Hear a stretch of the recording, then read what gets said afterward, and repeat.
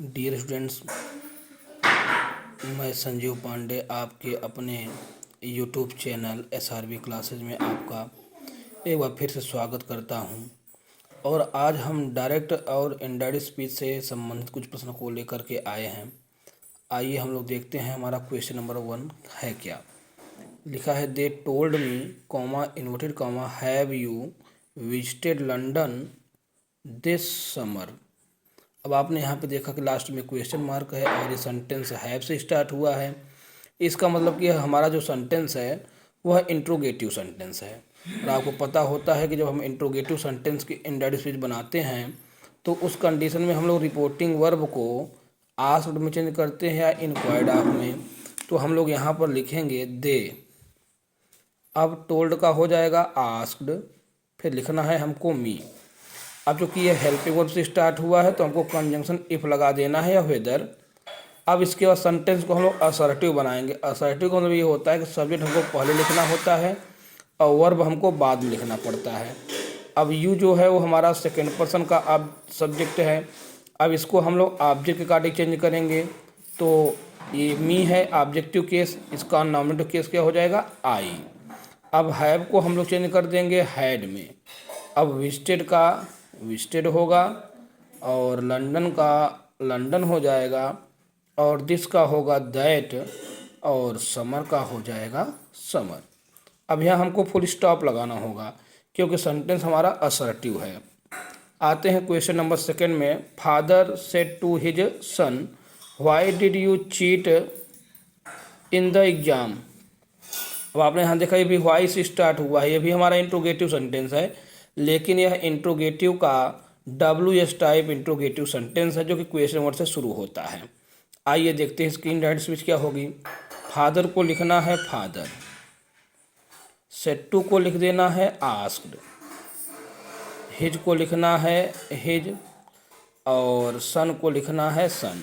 अब ये जो हमारा क्वेश्चन वर्ड वाई आया है यही कंजंक्शन का काम करेगा, तो इसको हम कंजंक्शन बनाएंगे तो क्या हो जाएगा वाई। अब आपने देखा कि ये जो डिड है, डिड का मतलब इसका यूज हम लोग पास्ट इंडेफिनिट टेंस में करते हैं और पास्ट इंडेफिनिट टेंस को हम लोग पास्ट परफेक्ट में चेंज कर देते हैं। तो यहाँ पर यू को हम लोग चेंज करेंगे ऑब्जेक्ट के अकॉर्डिंग, जो कि हमारा सन है तो सब्जेक्ट हमारा बनेगा ही। अब ब्रैकेट में हम लोग लिखेंगे सन। ऐसा इसलिए क्योंकि फादर और सन दोनों का नंबर, जेंडर और पर्सन सेम है।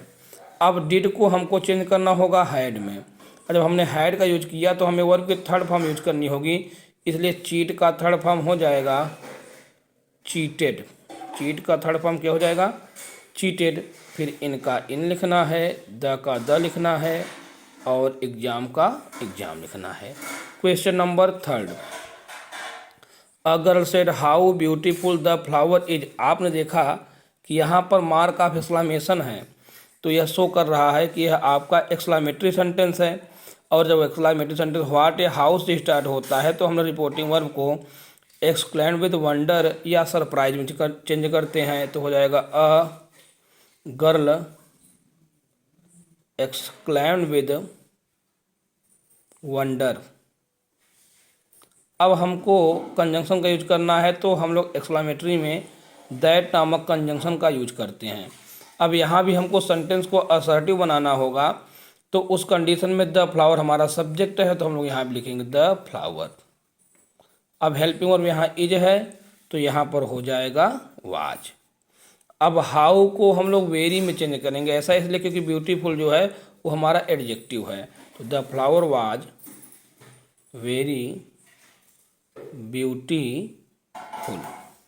क्वेश्चन नंबर 4 में ये द सोल्जर सेड हुर्रे। अब यहाँ आपने देखा कि हुर्रे का यूज किया गया, मार्क ऑफ एक्सक्लेमेशन है, इसका मतलब सेंटेंस हमारा एक्सक्लेमेटरी सेंटेंस है। और यहाँ पे जो हमें सेंस मिल रहा है जॉय का है, तो हम लोग लिखेंगे the soldiers exclaimed with Joy. यहाँ भी कंजंक्शन लगेगा दैट। अब हुर्रे को हम लोग हटा देंगे। आई आपका फर्स्ट पर्सन है, सब्जेक्ट आपका सोल्जर्स है, इसलिए हमारा यहाँ पे प्रोनाउन का यूज किया जाएगा दे। क्यों? क्योंकि ये थर्ड पर्सन का प्लूरल नंबर सब्जेक्ट है। अब हैव का हो जाएगा हैड, वन का वन, द का द और बेटल का बेटल। बड़ा इजी सा टॉपिक है। The doctor said take medicine regularly. अब आपने देखा ये सेंटेंस स्टार्ट हो रहा है टेक, जो कि हमारी वर्ब की फर्स्ट फॉर्म है। अगर वर्ब की फर्स्ट फॉर्म से कोई भी सेंटेंस अगर स्टार्ट होता है तो सेंटेंस हमारा होता है इम्परेटिव सेंटेंस। अब यहाँ पे हम लोग जब इम्परेटिव सेंटेंस हमने यहाँ देखा डॉक्टर सेड लिखा है, तो इसका मतलब डॉक्टर ने एडवाइस किया, तो हो जाएगा द डॉक्टर एडवाइज्ड। अब यहाँ पे हमको कंजंक्शन के रूप में टू का यूज करना होता है। टेक को टेक लिखना है, मेडिसिन को मेडिसिन, और रेगुलरली को लिखना है रेगुलरली। यहाँ है the father said to his son health is wealth. अब आपको पता है कि स्वास्थ्य ही धन है, यह एक प्रोवर्ब है। अगर कहावतों का यूज होता है डायरेक्ट सेंटेंस बनाने के लिए, तो हम लोग कहावतों में टेंस में कोई परिवर्तन नहीं करते। तो आपका हो जाएगा द फादर सेड टू का होगा टोल्ड हिज सन, कंजंक्शन क्या होगा दैट, और पूरा का पूरा सेंटेंस लिख लेते हैं। तो यहाँ हेल्थ इज वेल्थ है, तो हमको लिखना होगा हेल्थ इज वेल्थ। अब यहाँ पे लिखा है I said there are 7 days in a week. तो आप सबको पता है कि सप्ताह में 7 ही दिन होते हैं, तो यह भी आपका यूनिवर्सल ट्रूथ है। इसमें हम लोग लिखेंगे आई सेड को सेड लिखना है और कंजंक्शन दैट लगा देना है। अब बाकी पूरा का पूरा हम लोग नोट कर लेंगे, टेंस में कोई परिवर्तन नहीं करेंगे। 7 डेज इन अ वीक, इस प्रकार से हमने 7 क्वेश्चन लिया था और ये सब आपके सॉल्व हो चुके हैं। और उम्मीद है यह आपको वीडियो बहुत पसंद आया होगा और कुछ अच्छी बातें सीखने को मिली होंगी। SRB क्लासेस से जुड़े रहें।